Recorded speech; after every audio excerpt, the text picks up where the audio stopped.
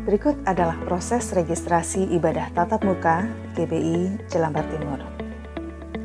Saudara akan menerima pesan dari WhatsApp GBI Jelambar Timur di nomor 08577 509 3288 yang berisikan link dan juga aturan untuk registrasi ibadah tatap muka. Klik link untuk registrasi dan tampilannya sebagai berikut.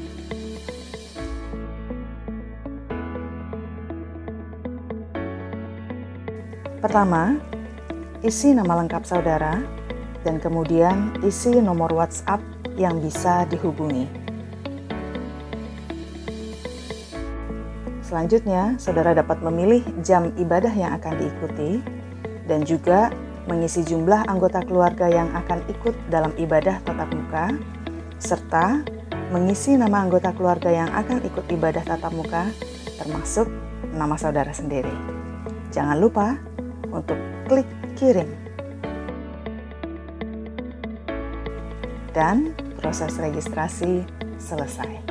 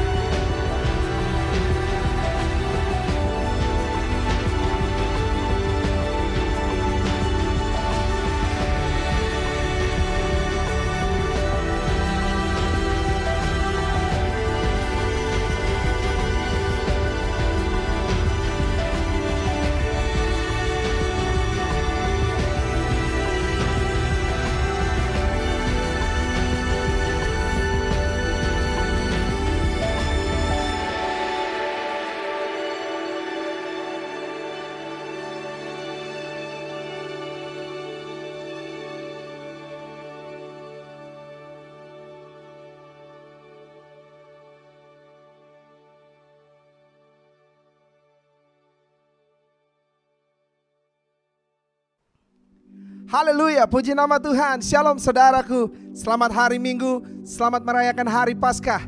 Kita berbahagia karena kita punya Allah yang dahsyat. Dia telah bangkit dari kematian, bangkit dan mengalahkan maut. Dia menyatakan dia Allah yang dahsyat dan Allah yang hebat. Mari berikan tepuk tangan bagi Allah kita. Haleluya. Tundukkan kepalamu, kita bersyukur, mari kita berdoa. Bapa dalam kerajaan surga, kami mengucap syukur atas setiap kebaikan dan rahmat-Mu dalam hidup kami.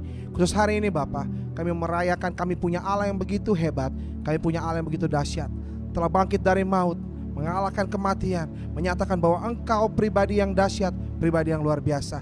Kami mau merayakan Engkau, kami mau bersuka cita di hadapan-Mu. Terimalah ibadah kami, terimalah pujian dan sembah kami. Di dalam nama Tuhan Yesus kami berdoa. Haleluya, sama-sama mari katakan amin.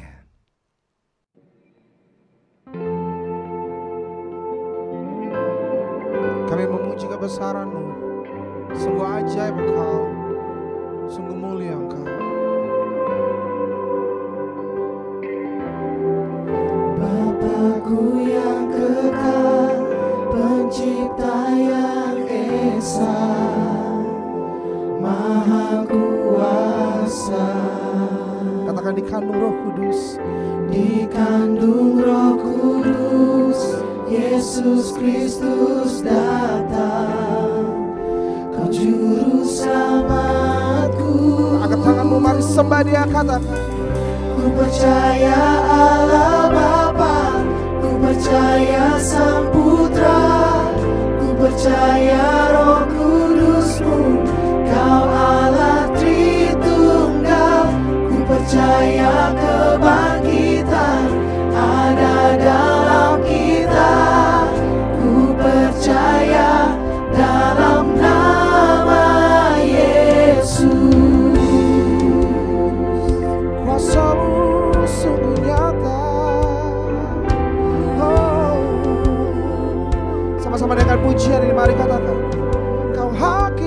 pembela, Hakim dan pembela di salib sengsara.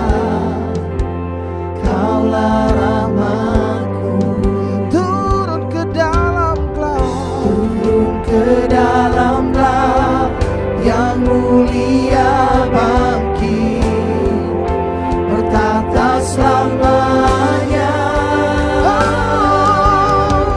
Ku percaya Allah Bapa, ku percaya Sang Putra, ku percaya Roh Kudus pun, Kau Allah Tritunggal.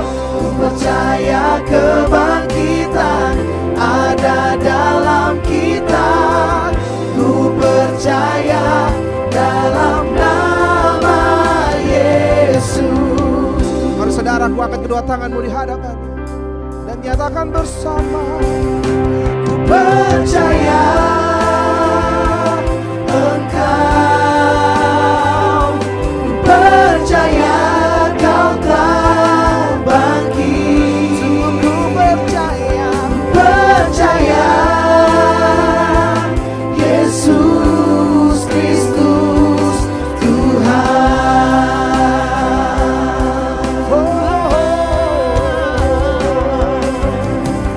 Ku percaya Allah Bapa, ku percaya Sang Putra, ku percaya Roh Kudus-Mu, Kau Allah Tritunggal.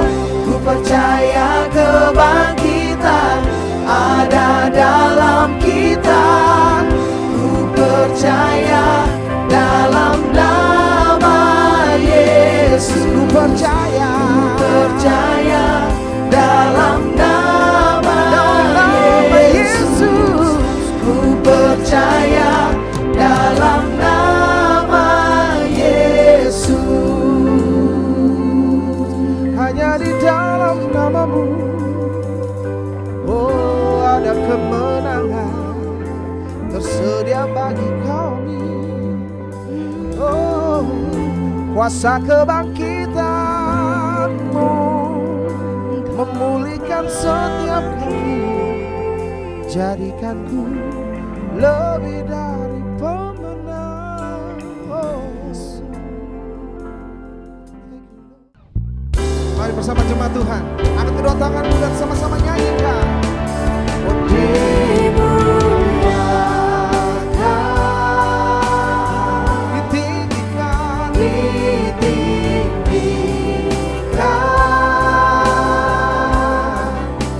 Yesus Tuhan,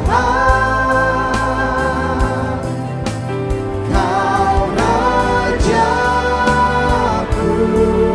katakan yang bertahta, yang bertahta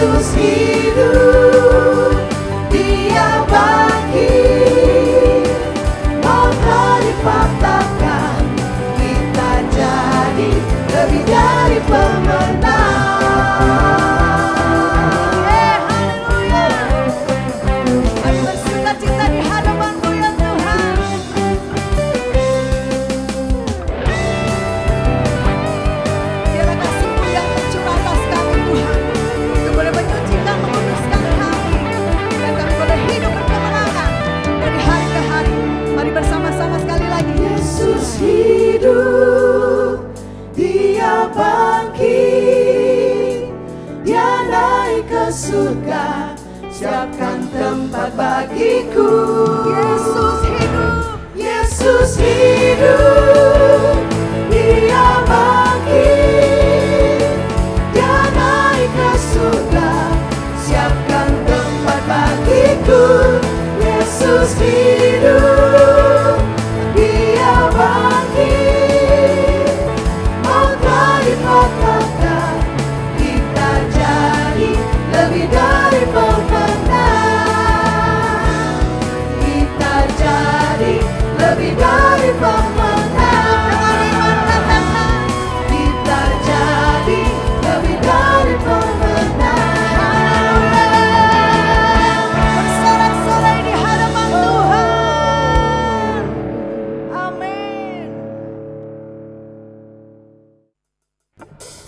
Kuasa kebangkitannya menjadikan saudara dan saya lebih dari pemenang. Mari bersama bertepuk tangan, kita rayakan kehebatan Allah kita. Oh, haleluya. Katakan, Rayakan, Yesus rayakan. oh, Rayakan, Yesus rayakan. rayakan, Rayakan, Yesus rayakan. oh, Rayakan, Yesus rayakan. Dia bangkit, Dia bangkit dan hidup selamanya. Dia bangkit, Dia bangkit.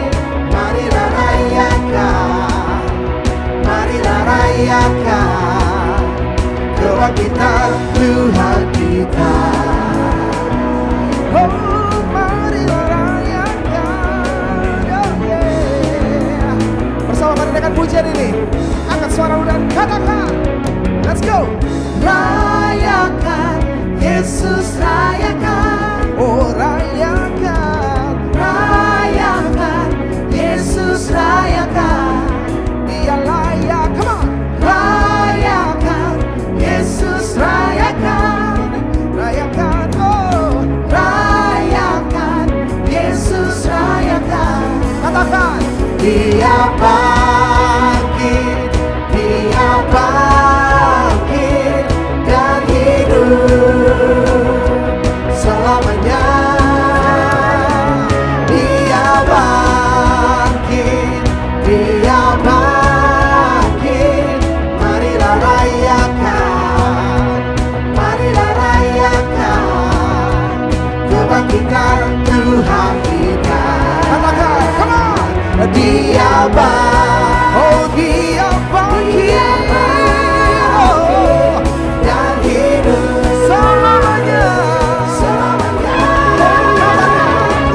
Dia bangkit, Dia bangkit. Marilah rayakan, Katakan, marilah rayakan. marilah rayakan. Oh, marilah rayakan. Marilah rayakan kebangkitan Tuhan kita. Oh, mari rayakan kebangkitannya. Haleluya. Sorak-sorai kemuliaan bagi Allah kita.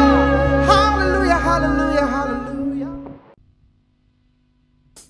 Kuasanya membangkitkan, urapan Roh bekerja, melanda umat Tuhan saat datang menyembah. Mujizat telah nyata, buktikan Yesus Raja. Sekarang ini waktunya, majulah hai pemenang. Kuasanya atas Kuasanya atas kita membangkitkan. membangkitkan. Haleluya. Biar setiap kita hari ini kita dengar suara sangkakala Allah. Sangkakala berbunyi, Itulah tanda panggilan tanda panggilan kudus dari seluruh bumi. dari seluruh bumi.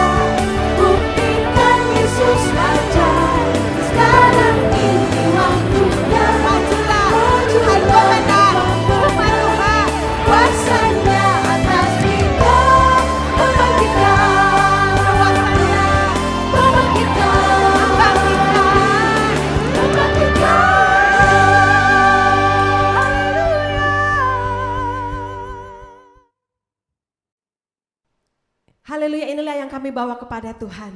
Amin. Ku persembahkan hidupku kepadamu Tuhan, untuk kemuliaan-Mu ku berikan hidup ini sebagai persembahan yang berkenan padamu. Ku berikan hidup, Ku berikan hidupku. ini aku semua milikku. Ini aku, semua milikku. Ku serahkan padamu Tuhan. Penyesalan dan kebanggaan, Suka dan duka, semua ku serahkan. semua ku serahkan. Yang telah lalu, yang akan datang, hasrat dan harapan yang terbayang, masa depan dan rencanaku. Haleluya, biarlah setiap hati dan jiwa boleh sungguh terangkat kepada Tuhan.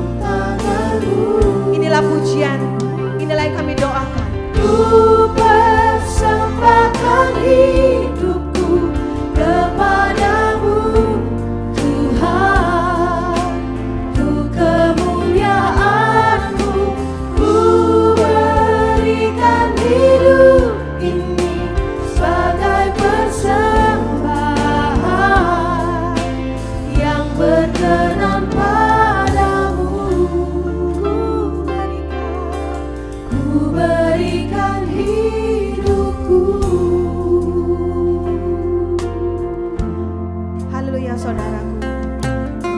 Biarlah setiap kita hari ini sekali lagi boleh persiapkan hati di hadapan Tuhan. Setiap karya yang Tuhan sudah buat bagi kita semua, kuasa kebangkitannya boleh menguatkan sekali lagi saya dan saudara untuk dengan segenap hati, dengan pertolongan Allah Roh Kudus, kita bukan saja boleh menyanyikan pujian ini, akan tetapi sungguh di dalam hari-hari kita, setiap laku dan kata kita sebagai persembahan kita bagi Tuhan, bagi kemuliaan nama Tuhan, biar kebangkitan Tuhan itu nyata di dalam kita. Haleluya, mari kita angkat lagi pujian ini. Haleluya. Ku persembahkan hidupku kepadamu Tuhan, untuk kemuliaan-Mu ku berikan hidup ini sebagai persembahan yang berkenan padamu. Ku berikan hidupku Bagi kemuliaan-Mu, untuk kemuliaan-Mu.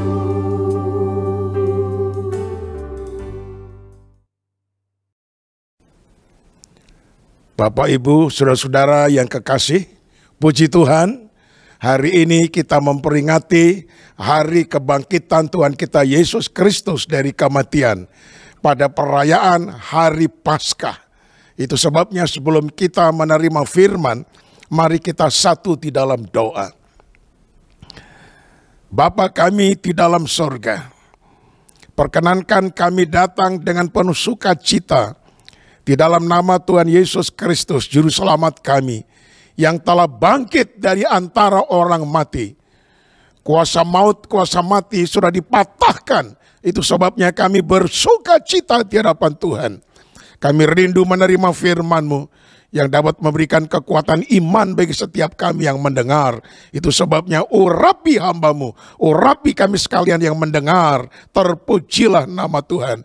Kami siap menerima firman-Mu yang kudus di dalam nama Tuhan Yesus Kristus. Amin. Saudaraku yang kekasih, pada peringatan Paskah ini, saya akan menyampaikan firman Tuhan, yaitu temanya begini. Berita kebangkitan Tuhan Yesus kepada Petrus. Saya akan membacakan natsnya di dalam Injil Markus pasal 16 ayat yang ke-7. Markus 16 ayat yang ke-7 demikian bunyinya. Tetapi sekarang pergilah, katakanlah kepada murid-muridnya dan kepada Petrus, ia mendahului kamu ke Galilea. Di sana kamu akan melihat dia seperti yang sudah dikatakannya kepada kamu.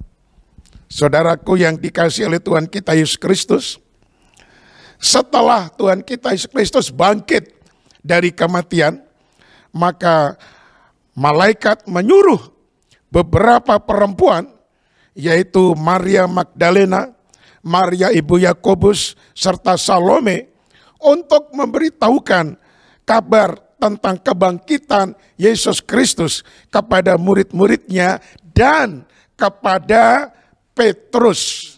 Nah, perkataan dan kepada Petrus ini merupakan sesuatu yang mungkin jarang dikhotbahkan. Tetapi saya akan beritakan kepada saudara, apa sebabnya ada tambahan dan kepada Petrus, saudara-saudara. Nah, apa kalimat ini kok tidak berbunyi dan kepada Yohanes dan kepada Yakobus, tetapi kenapa dan kepada Petrus, saudara-saudara? Nah, yang pertama-tama jawabannya adalah karena Petrus telah berbuat dosa yang besar. Saya ulang, karena Petrus sudah berbuat dosa yang besar. Saudaraku yang kekasih, Petrus menyangkal, tidak mengakui Tuhan Yesus Kristus sebagai gurunya secara sengaja, secara sadar, saudara-saudara.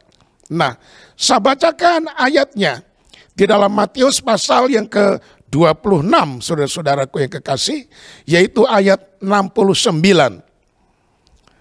Sementara itu Petrus duduk di luar halaman, maka datanglah seorang hamba perempuan kepadanya, katanya, engkau juga selalu bersama-sama dengan Yesus orang Galilea itu. Lalu ayat 70, tetapi ia menyangkalnya di depan semua orang, katanya, aku tidak tahu apa yang engkau maksud. Saudaraku yang kekasih, di halaman imam besar Kayafas, ketika Yesus diadili, dia ditampar, dia diludahi, dia ditendang, dia dipukul dengan buluh, menderita yang begitu amat sangat, saudara-saudara. Ini Petrus ini di halaman imam besar, karena banyak orang sore-sore itu angin semilir begitu dingin, mereka berdiam, saudara-saudara. Api unggun, ada beberapa kelompok, dan Petrus itu nimbrung di salah satu kelompok yang sedang api unggun itu. Tetapi tiba-tiba seorang hamba perempuan berkata kepada Petrus, engkau juga selalu bersama-sama dengan Yesus orang Galilea itu. Apa jawab Yesus? Ia menyangkal di depan semua orang. Tentu dia sambil bangkit berdiri di antara orang yang berdiam begitu banyak. Dia menyangkal tentang Yesus Kristus. Aku tidak tahu apa yang engkau maksud. Nah, ini sangat menyakitkan sekali. Keberadaan Yesus yang sedang disengsarakan tidak terlalu jauh dari keberadaan Petrus. Tetapi Petrus tidak berani mengakui terang-terangan. Dia menyangkal. Dia mengatakan bahwa aku tidak tahu apa yang engkau maksud. Nah, saudaraku. Kemudian saudaraku, di dalam ayat selanjutnya lebih parah lagi. Ya, yaitu saya bacakan di dalam Injil Markus pasal yang ke-14 ayat yang ke-30, saudara-saudara. Markus pasal yang ke-14 ayat yang ke-30 itu dikatakan demikian, saudara-saudara. Lalu kata Yesus kepadanya, aku berkata kepadamu sesungguhnya pada hari ini, malam ini juga, sebelum ayam berkokok 2 kali, engkau telah menyangkal aku 3 kali.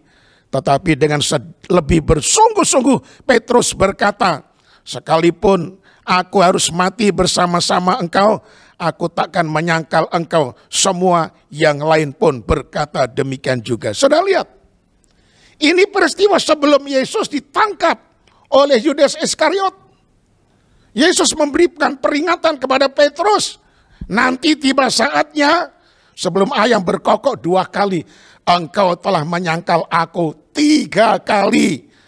Tetapi Petrus mengatakan, sekalipun aku harus mati bersama-sama engkau, aku takkan menyangkal engkau. Ternyata omdo, saudara-saudara, omong doang. Nah ini dia, saudara-saudara. Dia tadi di hadapan orang-orang banyak, hamba perempuan mengatakan engkau juga selalu bersama-sama dengan Yesus orang Galilea itu.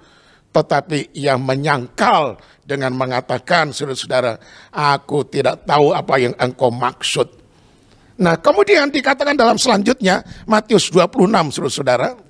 Kita akan lanjutkan ayat tadi, Matius 26, saudaraku. Yaitu pada ayat yang ke-70 dikatakan demikian. Ayat yang ke-70 dikatakan demikian, saudaraku. Nah, ayat yang ke-71 ya.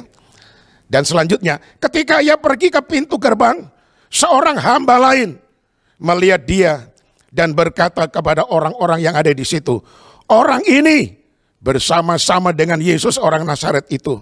Dan ia menyangkalnya pula dengan bersumpah, aku tidak kenal orang itu. Nah saudaraku, ketika Petrus dituduh oleh seorang perempuan tadi, dan dia mengatakan aku tidak tahu apa yang kau maksud, semua orang mendengar. Lalu ia bangkit dari kelompok orang berdiam tadi. Dia pergi, saudara-saudaraku, ke arah pintu gerbang yang tidak jauh juga dari kerumunan orang banyak. Dan orang menuduh dia. Orang itu mengatakan kepada Petrus, saudara-saudara, orang ini bersama-sama Yesus orang Nazaret. Artinya orang ini adalah salah satu daripada murid Yesus. Tetapi Petrus menyangkal pula sambil bersumpah, aku tidak kenal orang itu. Saudara dengar baik-baik. Sambil menunjuk kepada Yesus yang sedang ditampar. 4 mata ketemu. Mata Yesus dengan mata daripada Petrus. Petrus sambil menunjuk Yesus, aku tidak kenal orang itu. Waduh saudaraku. Dia mengatakan itu dengan sadar-sadarnya. Bahkan bersumpah. Nah kata sumpah ini, kalau orang Jakarta saudara, ini kasar sekali. Misalnya sumpah begini, biar gue disambar geledek, lu denger, gue tidak kenal orang itu. Wah, ini suatu pernyataan yang luar biasa, kerasnya saudara. Tetapi sebetulnya itu adalah omong kosong sama sekali. Omong kosong sama sekali. Nah saudaraku, nah itu dia. Lalu berikutnya kita baca selanjutnya. Ayat 73 dan ayat yang ke-74.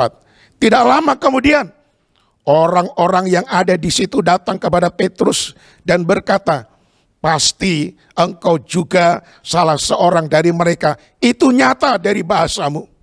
Nah ayat 74. Dari Matius 26 tadi ayat 74. Maka mulailah Petrus mengutuk dan bersumpah, aku tidak kenal orang itu. Dan pada saat itu berkokoklah ayam.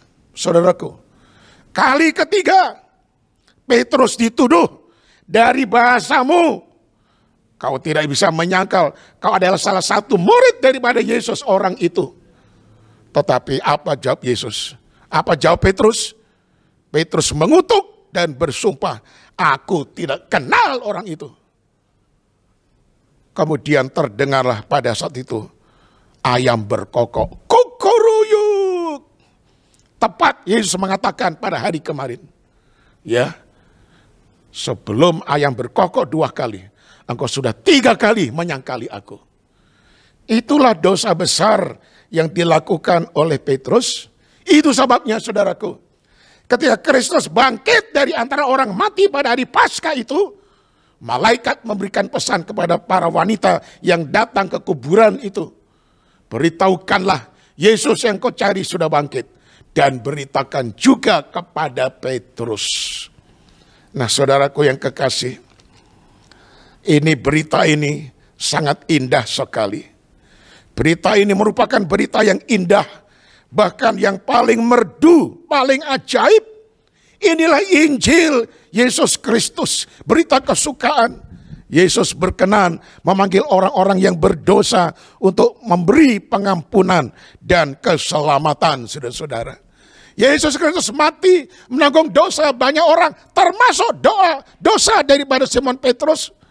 Dosa Simon Petrus yang besar ini sudah dipikul oleh Yesus Kristus dan Tuhan telah mengampuni dia. Karena itu malaikat pesan, beritakan kepada para murid dan kepada Petrus. Saudaraku yang kekasih, firman Tuhan ini sangat ajaib. Inilah berita sukacita yang terus berkumandang sampai hari ini. Dia mengampuni dosa setiap umat manusia. Sehingga barang siapa mau membuka hati, percaya kepada Yesus, memohon pengampunan dosa, pasti Tuhan akan mengampuni dosa-dosanya. Tuhan tidak menolak Petrus, tetapi Tuhan menerima dia dan mengampuni akan dosa-dosanya. Lukas 19 ayat 10 dikatakan, sebab anak manusia datang untuk mencari dan menyelamatkan orang yang sesat. Haleluya. Sekarang yang kedua, saudaraku. Apa hikmahnya penyangkalan Petrus terhadap Tuhan ini bagi kita? Petrus menyangkal sampai 3 kali. Apa pelajaran yang bisa kita ambil? Saudaraku, tolong dengar. Di antara keempat Injil, hanya Markuslah yang mencatat tambahan tadi. Beritakan kepada para murid dan kepada Petrus. Hanya Injil Markus yang menulis dan kepada Petrus. Rupanya Markus seorang yang masih muda, yang secara diam-diam belajar dari kehidupan Petrus. Paling tidak, Markus ini dapat menarik pelajaran yang sangat penting berhubungan dengan penyangkalan Petrus. Pelajaran apa yang Markus terima secara diam-diam dia pelajari? Yang pertama, terlalu mudah, terlalu gampang berjanji lewat mulut bibir kepada Tuhan Yesus, tetapi sukar mewujudkan dalam perbuatan yang real. Petrus mengatakan, biar kami mati sekalipun kami tidak akan menyangkal. Ternyata itu hanya mulut di bibir doang. Omong doang, saudara-saudara. Kemudian pelajaran yang diterima oleh Markus yang kedua adalah jangan sombong atas kekuatan dan kehebatan yang ada. Juga jangan andalkan kekuatan diri. Sebab sekali waktu daging itu sangat lemah, saudara-saudara. Bandingkan Roma 7. Ya, mari kita lihat di dalam surat Roma pasal yang ke-7 ayat 18 dan ayat yang ke-19 yang berkata demikian. Sebab aku tahu bahwa di dalam aku, yaitu di dalam aku sebagai manusia, tidak ada sesuatu yang baik. Sebab kehendak memang ada di dalam aku, tetapi bukan hal berbuat apa yang baik. Sebab bukan apa yang aku kehendaki, yaitu yang baik yang aku perbuat, melainkan apa yang tidak aku kehendaki, yaitu yang jahat yang aku perbuat. Sadarlah saudaraku, sekuat-kuatnya manusia sekali waktu akan mengalami kelemahan. Dalam dirinya ada tekad akan berbuat baik.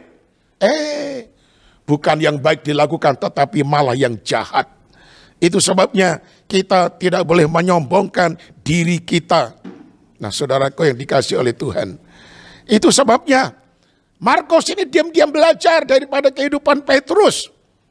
Kemudian pelajaran berikut dari Markus adalah keselamatan pada kita bukan karena jasa kita, bukan semata-mata karena kekuatan kita, tetapi oleh karena kasih karunia Allah di dalam Yesus Kristus. Saya bacakan Roma pasal yang ke-7 ayat 24 sampai ayat yang ke-25. Aku manusia celaka. Siapakah yang akan melepaskan aku dari tubuh maut ini? Syukur kepada Allah oleh Yesus Kristus Tuhan kita. Nah, saudaraku yang kekasih, ini jelas sekali. Kalau kita selamat, dosa kita diampuni, kita punya pengharapan masuk surga kelak, itu semata-mata bukan karena amal baik usaha kita, tetapi semata-mata karena kasih karunia Allah di dalam Yesus Kristus Tuhan kita. Kemudian yang berikut, pelajaran yang diterima oleh Markus. Yang keempat, para murid Tuhan harus selalu berjaga-jaga dan berdoa. Apa sebabnya? Matius 26. Saya akan bacakan kepada saudara. Matius pasal yang ke-26. Matius pasal yang ke-26, saudaraku. Yaitu pada ayat yang ke-41. Dikatakan demikian, ayat 41. Berjaga-jagalah dan berdoalah, supaya kamu jangan jatuh ke dalam pencobaan. Roh memang penurut, tetapi daging lemah. Nah, saudaraku yang kekasih, jadi di sini kita harus selalu sadar, harus selalu berjaga-jaga dan berdoa. Dan pelajaran kelima yang Markus terima, dosa besar kita dapat kalahkan. Tetapi kadangkala perkara sepele, perkara yang kecil kita jatuh. Orang tidak tersandung pada batu yang besar, tetapi pada kerikil yang kecil. Di hadapan seorang wanita yang kecil, Petrus menyangkal, aku tidak tahu apa yang kau katakan.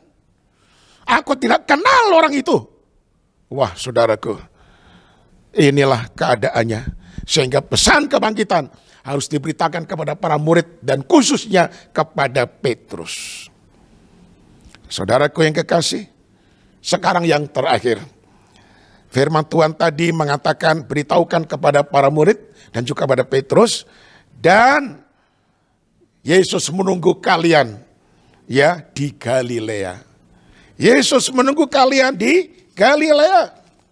Ayat tadi mengatakan seperti yang telah dikatakannya kepada kamu, ya, tunggulah di Galilea. Nah, apa sebabnya kok menunggu di Galilea? Apa sebabnya bukan harus menunggu di Yerusalem? Bukankah Galilea ini kota dari orang-orang yang berasal dari berbagai bangsa yang tinggal di sana, bahkan mereka hidup di dalam dosa. Sedangkan Yerusalem adalah kota yang indah, kota elit, kota yang begitu bersih. Apa sebabnya Tuhan tidak menunggu sesudah dia bangkit di Yerusalem, tetapi kenapa di Galilea? Nah, saudaraku, penjelasannya adalah sebagai berikut. Galilea berbeda dengan Yerusalem. Yerusalem adalah daerah elit, daerah pegunungan, daerah yang sejuk, daerah yang indah, wilayah orang-orang kaya. Sedangkan Galilea adalah daerah tepi danau, perkampungan rakyat jelata, bahkan dari berbagai bangsa ada di sana. Tuhan Yesus mau kita menjadi berkat di tengah-tengah Galilea. Nah, saudaraku, sekarang saya bacakan Matius pasal yang keempat. Apa sebabnya mesti menunggu di Galilea? Ya, di dalam Injil Matius pasal yang keempat, ayat 15 dan ayat yang ke-16. Dikatakan begini, tanah Sebulon dan tanah Naftali, jalan ke laut, daerah seberang sungai Yordan, Galilea, wilayah bangsa-bangsa lain. Bangsa yang diam dalam kegelapan telah melihat terang yang besar.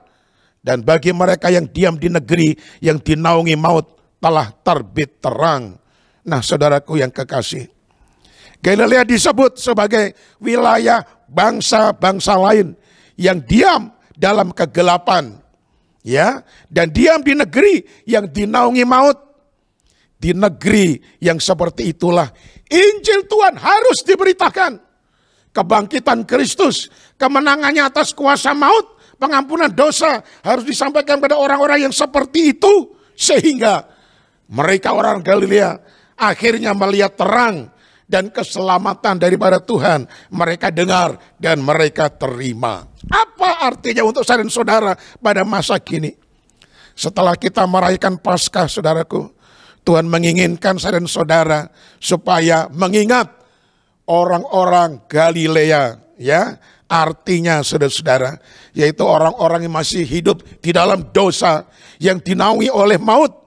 Pergi ke sana, beritakan Injil, bukan hanya lewat perkataan, tapi lewat perbuatan yang nyata, menjadi saksi Tuhan yang ajaib, sehingga orang-orang yang berdosa dan tinggal dalam kegelapan ini melihat terang Allah, sehingga mereka diselamatkan melalui Injil Yesus Kristus dan melalui pelayanan dan cara hidup saudara. Demikianlah berita Paskah yang telah saya sampaikan kepada saudara.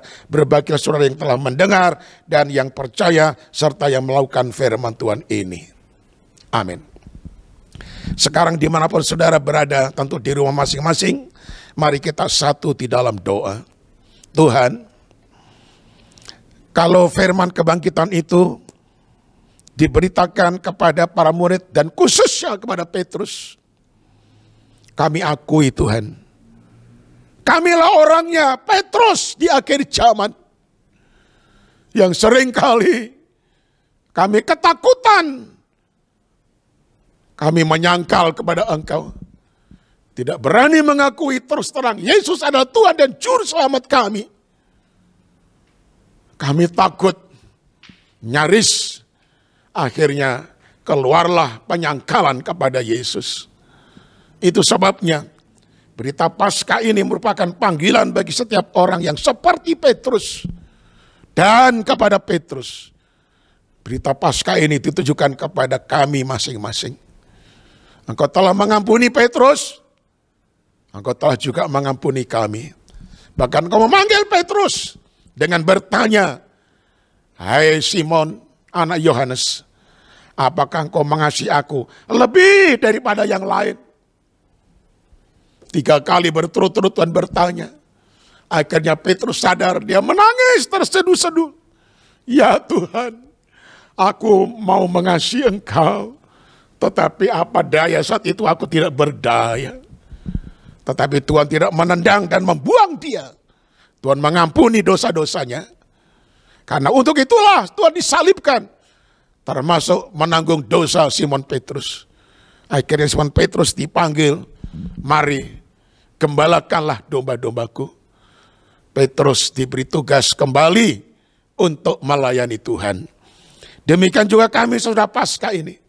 Engkau memanggil kami untuk melayani pekerjaan-Mu, terutama bersaksi pada orang-orang Galilea. Mereka yang tinggal di dalam kegelapan, yang masih melakukan dosa. Biarlah kami menjadi terang di sana dan memberitakan Injil keselamatan Yesus. Terpujilah nama-Mu Bapa. Inilah doa syukur kami. Selamat kebangkitan-Mu Tuhan. Engkau telah bangkit dari antara orang mati. Kami berdoa dalam nama Tuhan Yesus. Amin. Sekarang saudaraku, mari semuanya bangkit berdiri. Mari kita bersyukur kepada Tuhan. Terima kasih Tuhan, kami sudah merayakan hari Paskah, tentang hari kebangkitan-Mu. Biarlah iman kami, kesetiaan kami, kasih kami, pengabdian kami akan bangkit seperti Engkau telah bangkit. Bahkan semakin menyala-nyala menjelang kedatangan-Mu kedua kali. Berikan kami kekuatan, penuhkan kami dengan Roh-Mu yang kudus. Terima kasih untuk perayaan ini Tuhan. Segala pujian, hormat dan syukur hanya bagi Engkau. Dalam nama Tuhan Yesus Kristus. Haleluya. Mari saudaraku, angkatlah kedua belah tanganmu dan terimalah berkat ilah ini. Tuhan memberkati engkau dan melindungi engkau. Tuhan menyinari engkau dengan wajahnya dan memberikan engkau kasih karunia. Tuhan menghadapkan wajahnya kepadamu dan memberikan kepadamu damai sejahtera. Anugerah damai sejahtera dari Bapa di dalam kasih karunia Tuhan Yesus Kristus serta persekutuan yang manis dengan Roh Kudus selalu menyertai engkau sampai Maranatha. Tuhan Yesus Kristus datang kali yang kedua. Haleluya, haleluya. Amin. Tuhan memberkati saudara sekalian. Shalom. Puji Tuhan, kita sudah diberkati oleh kebenaran firman Tuhan yang disampaikan oleh Bapak Pendeta Pujo. Biarlah firman Tuhan yang kita dengar boleh menjadi rema dan kita boleh menjadi pelaku-pelaku firman yang setia. Bapak Ibu yang terkasih di dalam Tuhan, kita masih diberi kesempatan untuk kita dapat memberikan korban syukur kita, persembahan kita melalui barcode ataupun transfer ke rekening gereja sebagai berikut. Dan kiranya apa yang kita persembahkan ke dalam bait Allah itu boleh memberkati pekerjaan Tuhan di GBI Jelambar Timur. Tuhan Yesus memberkati. Dan saat ini ada beberapa hal yang akan saya sampaikan. Yang pertama, minggu depan tanggal 11 April 2021 kita akan kembali melakukan ibadah secara tatap muka. Bapak Ibu Saudara sekalian yang ingin mengambil bagian di dalam ibadah tatap muka ini harap mendaftar, dan dalam minggu ini WhatsApp Gereja GBI Jelambar Timur akan mengirimkan link formulir pendaftaran. Dan bagi Bapak Ibu yang ingin ikut ibadah, silahkan mengisi formulir tersebut dan nanti akan dikonfirmasi oleh Sekretariat GBI Jelambar Timur. Berikut adalah proses registrasi ibadah tatap muka GBI Jelambar Timur. Saudara akan menerima pesan dari WhatsApp GBI Jelambar Timur di nomor 08577 509 3288 yang berisikan link dan juga aturan untuk registrasi ibadah tatap muka.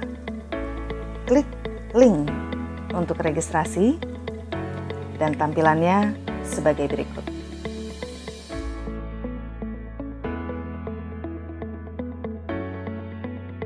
Pertama, isi nama lengkap saudara dan kemudian isi nomor WhatsApp yang bisa dihubungi.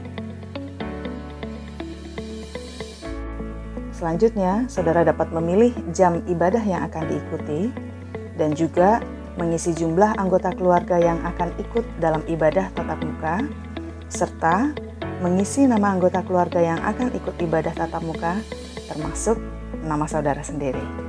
Jangan lupa untuk klik kirim. Dan proses registrasi selesai. Biarlah kita dengan penuh sukacita dan antusias untuk kita kembali beribadah secara tatap muka tetapi tanpa mengabaikan protokol kesehatan.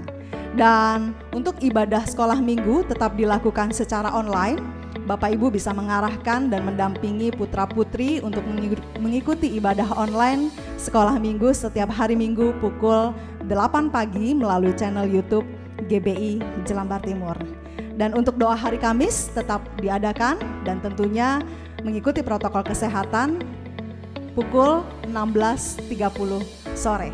Tetap bersemangat, selamat Paskah, Tuhan Yesus memberkati kita semua. Rayakan, Yesus rayakan. Oh, rayakan, Yesus rayakan.